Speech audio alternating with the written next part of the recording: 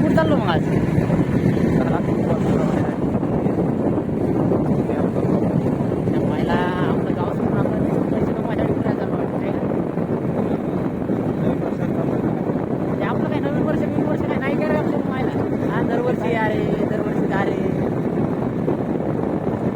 अरे नाही पैसे का नाही कोण काढलं काय माहिती आहे.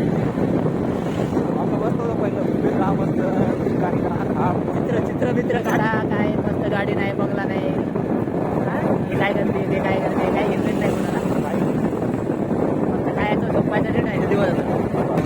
आता आपण पाहिजे झाले 6 वर्ष झाले तिकडे चाललो पुण्याला पण. 6 वर्षांनी काम चालू करून दरवर्षी वाटते यार हे करावं ते करावं